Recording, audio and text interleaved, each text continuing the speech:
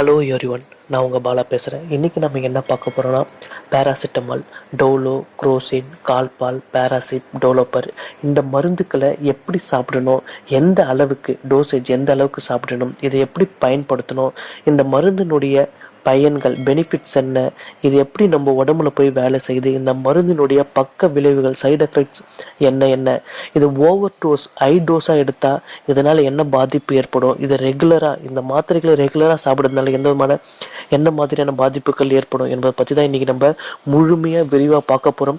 வாங்க வீடியோக்குள்ளே போகலாம். அதுக்கு முன்னாடி இது வரைக்கும் நம்ம சேனலை நீங்கள் சப்ஸ்கிரைப் பண்ணலாம், இப்போ சப்ஸ்கிரைப் பண்ணிடுங்க, பக்கத்தில் இருக்கிற பெல் ஐக்கனையும் கிளிக் பண்ணிடுங்க. அப்போ தான் என்னுடைய அடுத்தடுத்த வீடியோக்கள் உங்களுக்கு நோட்டிஃபிகேஷனாக வந்து சேரும். ஃபஸ்ட்டு இந்த மருந்தினுடைய பயன்கள் பெனிஃபிட்ஸ் என்னென்ன என்பதை பற்றி பார்த்துடலாம். இந்த மருந்தை நம்ம எந்தெந்த நோய்களுக்கு இல்லை எந்தெந்த மாதிரி சிகிச்சைக்கு பயன்படுத்தலாம் அப்படின்னா, காய்ச்சல், தலைவலி, மூட்டு வலி, தசைவலி, பல்வலி, டெங்கு, மலேரியா, சிக்கன் குனியா, பாதவலி, முதுகுவலி, சுளுக்கு, குதிகால் வலி, மணிக்கட்டு வலி, ஒற்றை தலைவலி, வைரஸ் காய்ச்சல், பிரெக்னெண்ட்டாக இருக்கிறவங்களுக்கு கர்ப்பகால மார்பக வலி, கர்ப்ப காலத்தில் ஏற்படும் கால் தசை பிடிப்பு, கர்ப்ப காலத்தில் ஏற்படும் இடுப்பு வலி, கர்ப்ப காலத்தில் ஏற்படும் தலைவலி, கைவலி, இது போன்ற பல சிகிச்சைகளுக்கு டாக்டர் இந்த மருந்தை பயன்படுத்துகிறாங்க.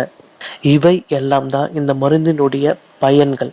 அடுத்தது இந்த பேராசிட்டமால் மருந்து நம்ம உடம்புல எப்படி வேலை செய்யுது என்பதை பார்க்கலாம். இந்த பேராசிட்டமால் மருந்து அசிட்டமினோஃபென் அப்படின்னு சொல்லக்கூடிய ஒரு வகையான உப்பு வகையை சார்ந்தது. இந்த பேராசிட்டமால் மாத்திரை நாம சாப்பிட்டதுக்கு அப்புறம் நம்ம உடம்புக்குள்ள போய் இது எப்படி வேலை செய்யுதுன்னா, காய்ச்சல் மற்றும் உடம்பு வலி இருக்கிறவங்களுக்கு இது மூளையில ஒரு விதமான கெமிக்கல் சுரக்கும். காய்ச்சல் இருக்கு, உடம்பு வலி இருக்குன்னு ஒரு விதமான கெமிக்கல்ஸ், ஒரு இன்ஃபர்மேஷன் கெமிக்கல்ஸ் சுரக்கும், தகவல் கெமிக்கல்.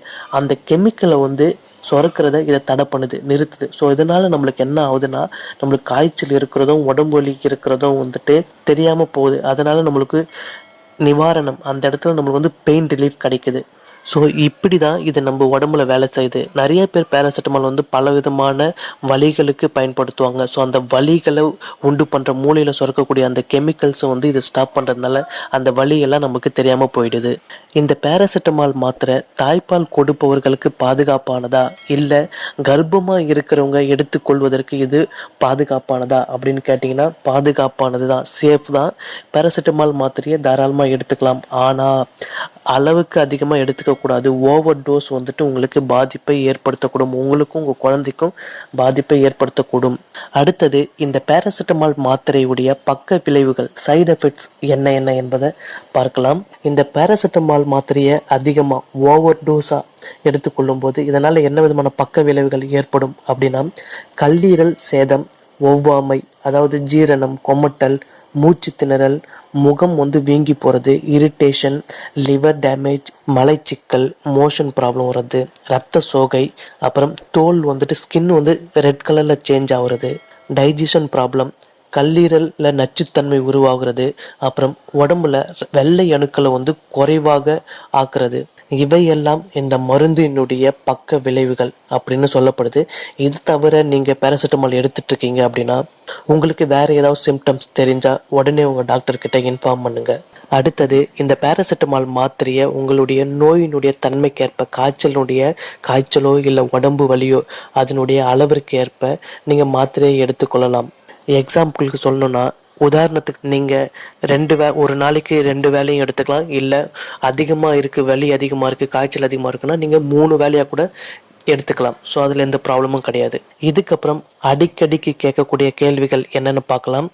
இந்த பேராசிட்டமால் மாத்திரை டோலோ, குரோசின், கால்பால், பேராசிப், டோலோப்பர் இந்த மாத்திரையை அடிக்கடிக்கு இல்லை டெய்லி சாப்பிட்றதுனால இந்த மாத்திரைக்கு அடிமை ஆகிடுவாங்களா அப்படின்னு கேட்டிங்கன்னா, அப்படிலாம் அடிமை ஆக மாட்டாங்க.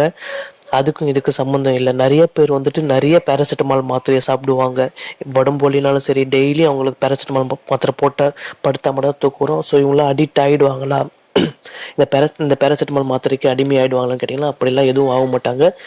அடுத்தது குடித்ததுக்கப்புறம் ட்ரிங்க்ஸ் பண்ணதுக்கப்புறம் இந்த மாத்திரையை போடலாமா, இல்லை ட்ரிங்க்ஸ் பண்ணதுக்கு முன்னாடி இந்த மாத்திரையை போட்டு குடிக்கலாமா அப்படின்னா அந்த மாதிரிலாம் பண்ணக்கூடாது. எந்த மாத்திரையாக இருந்தாலும் ட்ரிங்க்ஸ் பண்ணதுக்கப்புறம் சரி, ட்ரிங்க்ஸ் பண்ணதுக்கு முன்னாடியும் சரி சாப்பிடக்கூடாது.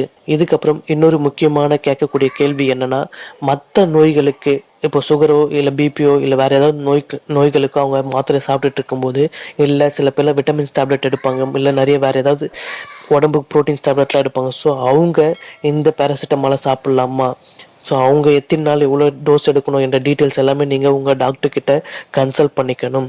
ஸோ ஏன்னா நிறைய கெமிக்கல்ஸ் எடுக்கும்போது, நிறைய மாத்திரை எடுக்கும்போது கெமிக்கல் ரியாக்ஷன் உண்டாகும். ஸோ இதனால் நிறைய சைடு எஃபெக்ட் வரதுக்கான வாய்ப்புகள் இருக்குது. ஸோ அதனால் உங்கள் டாக்டர்கிட்ட நீங்கள் கன்சல்ட் பண்ணி மாத்திரையை எடுத்துக்கோங்க. இந்த மாத்திரையை எவ்வளோ நாள் எவ்வளோ டோசேஜ் சாப்பிடணும் அப்படின்னா அது உங்களுடைய நோயினுடைய அளவை பொறுத்தது, காய்ச்சலுடைய இல்லை உடம்பு வலியினுடைய அளவை பொறுத்தது. அதுக்கேற்ற மாதிரி நீங்கள் 2 நாளோ 3 நாளோ இல்லை 3 வேலையோ இல்லை 2 வேலையோ எத்தனை நாள் தேவையோ அத்தனை நாள் நீங்கள் சாப்பிடுங்க. உங்களுக்கு ரிலீஃப் ஆகிற வரைக்கும், நீங்கள் அதுலேருந்து வெளியே வர வரைக்கும் நீங்கள் சாப்பிட்டுக்குங்க. இதை தவிர உங்களுக்கு வேறு ஏதாவது டவுட் இருந்தால் கீழே கமெண்டில் டைப் பண்ணுங்கள், நான் ரிப்ளை பண்ணுறேன். இந்த வீடியோவை உங்கள் ஃப்ரெண்ட்ஸ் எல்லாருக்குமே ஷேர் பண்ணுங்கள். இந்த வீடியோவுக்கு அப்படி ஒரு லைக் பண்ணிவிடுங்க. நாம் வேறு ஒரு வீடியோவில் சந்திப்போம். நன்றி, வணக்கம்.